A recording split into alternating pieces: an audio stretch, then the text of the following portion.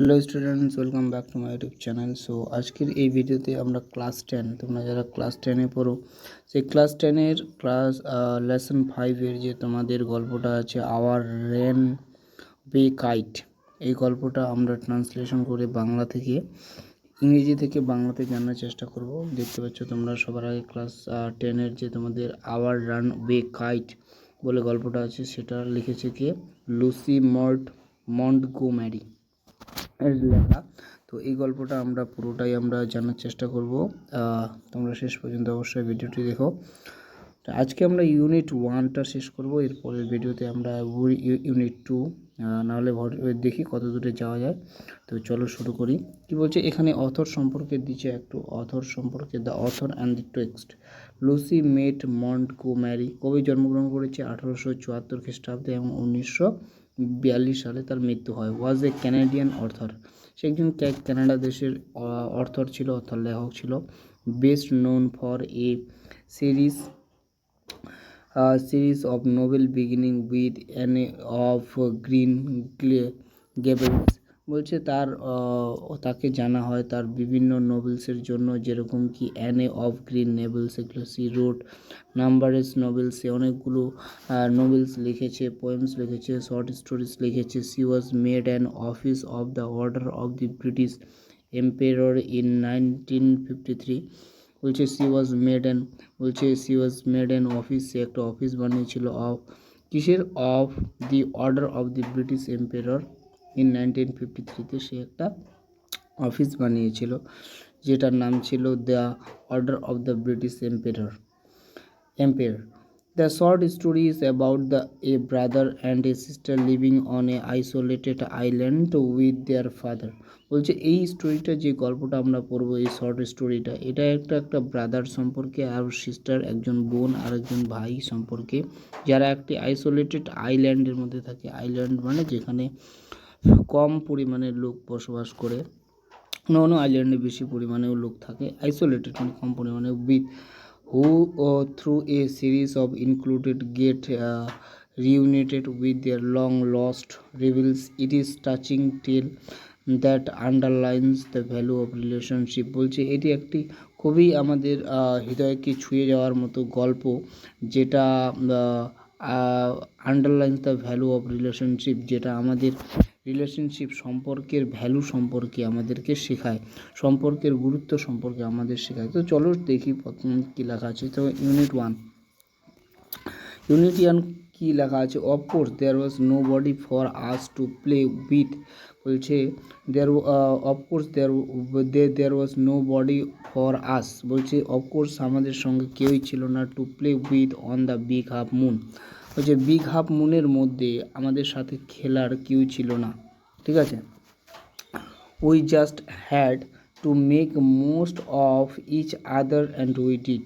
বলছে we just had to make most of each আদার, বলছে আমরা নিজেদের মধ্যেই তৈরি করে নিতাম এবং উই ডিড, আমরা খেলাধুলা করতাম সেখানে। তাহলে এখানে যে লেখক বলেছে, অথর, তারা বিগ হাফ মুনের মধ্যে থাকে আর সেখানে তাদের জন্য খেলার কেউ কিন্তু নেই। বলছে we lived on a big half Moon island, বলছে আমরা বিগ হাফ মুনের মধ্যে বসবাস করি। লিভ মানে বসবাস করা। On the big half Moon Island, big half moon আইল্যান্ডে তারা বসবাস করে। We are father and Claude and I and Aunt Esther and Mimi and D. তাহলে মনে এটাতে আইল্যান্ডের মধ্যে কারা কারা থাকে? উই আর ফাদার, আমার বাবা থাকে, ক্লড থাকে আর আমি থাকি, অ্যান্ড আন্ট এস্থার থাকে, আর মিমি অ্যান্ড ডিক। তাহলে তোমাদের কাছে এটা একটা প্রশ্ন বলতে পারে যে আইল্যান্ডের মধ্যে কারা কারা থাকে, তাই না? তাহলে তোমাদের একটা মনে রাখতে হবে, অথরের বাবা থাকে, ক্লড থাকে, আমি থাকি, I and Aunt Esther and Mimi and Dick. We use to be only father and Claude and I. বলছে আমরা অভ্যস্ত ছিলাম যে আমার বাবা সেখানে থাকতো আর ক্লড আর আমি। It is all on the account of kite that there was no more of us. বলছে it is all account of the kite that there are more of us.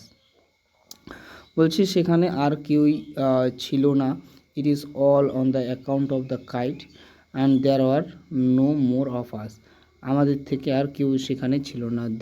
This is what I want to tell you about, বলছে সেই সম্পর্কেই আমি তোমাদের বলতে চাই। This is what, যে এই সম্পর্কে আমি তোমাদের কি বলতে চাই। কি বলছে, father is the keeper of the big half moon light house, বলছে বাবা হচ্ছে আমাদের একজন কিপার মানে কি, যে দেখাশোনা করে সেখানে বিগ হাফ মুনের মধ্যে যে লাইট হাউস আছে সেখানকার মানে নির্দেশকর্তা, দেখাশোনা করে সেখানে। আই অ্যাম 11 years old, আমার বয়স হচ্ছে 11 years অর্থাৎ 11 বছর বয়স। অ্যান্ড ক্লড ইজ 12, আর আমার ভাই যে ক্লড আছে তার বয়স 12। In winter when the harbor is frozen over we all move over the mainland, বলছে হারবারের মধ্যে যখন ফ্রোজেন অর্থাৎ বরফ জমে যায় তখন আমরা সবাই মুভ করে যাই, মুভ মানে চলে যাই কোথায়, ওভার দি মেইনল্যান্ড, আমাদের মেইনল্যান্ড যে আছে সেখানে আমরা চলে যাই, অর্থাৎ বিগ হাফ মুন ছেড়ে তারা মেইনল্যান্ডে চলে যায়।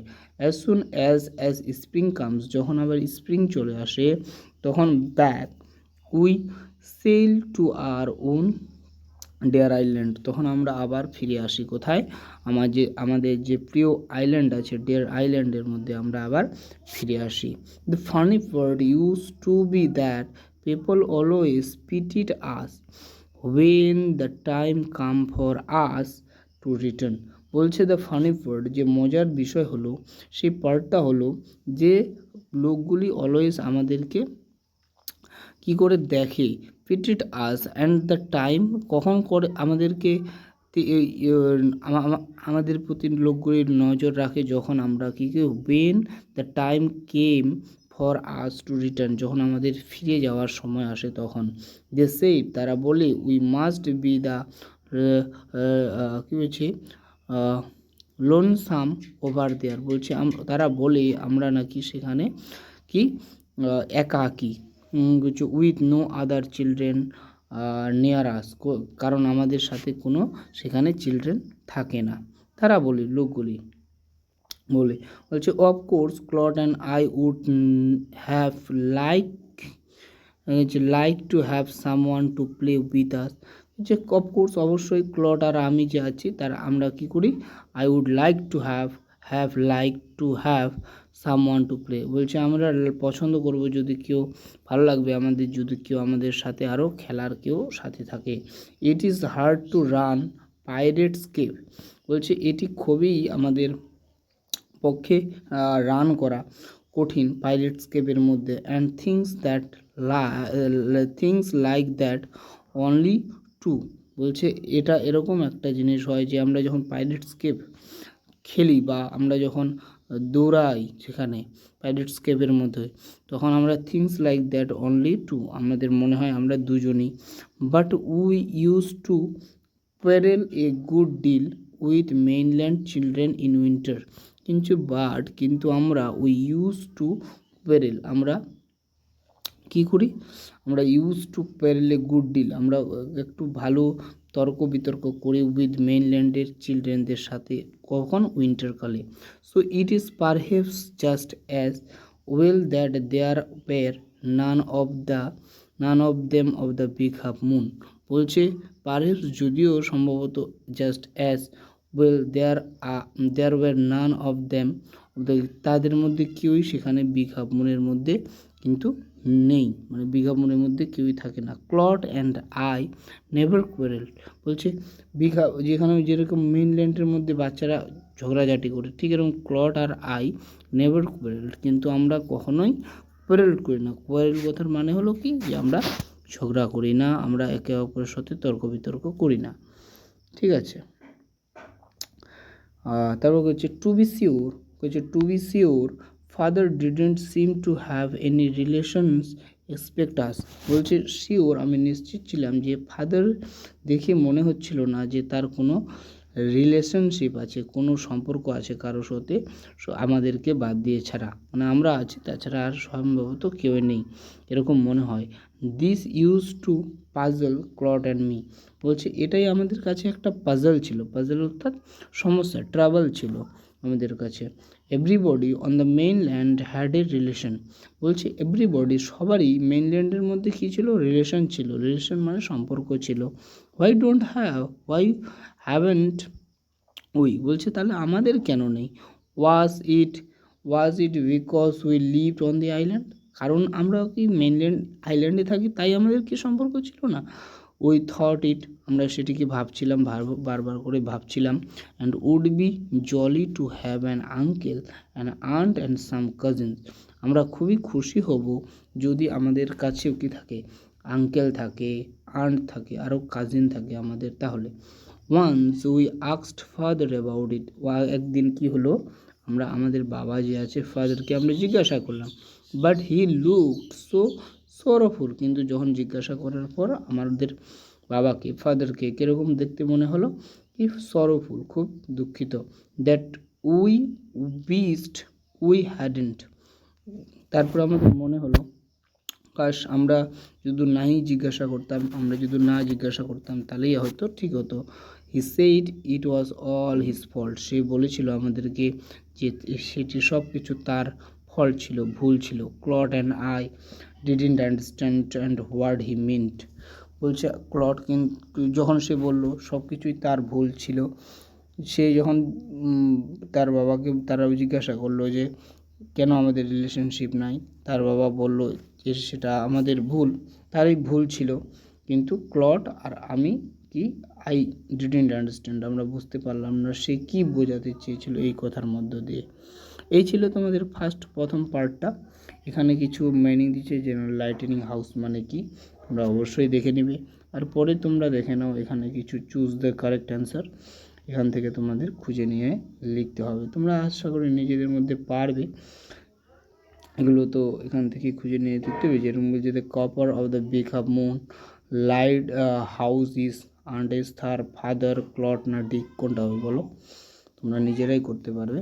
তো যদি না পারো অবশ্যই জানাবে, আশা করি তোমরা পারবে। নিজেদের মধ্যে এটুকু তো পারাই উচিত যে কোনটা তোমাদের সঠিক অ্যান্সার হবে, এটা তো খুঁজে নিয়ে তোমরা করতে পারবে। তো আজকের মধ্যে এতটুকুই, আর এরপরের ভিডিওতে আমরা দ্বিতীয় পার্টটা আমরা কমপ্লিট করব। ভিডিওটা বেশি লম্বা করছি না। Thank you.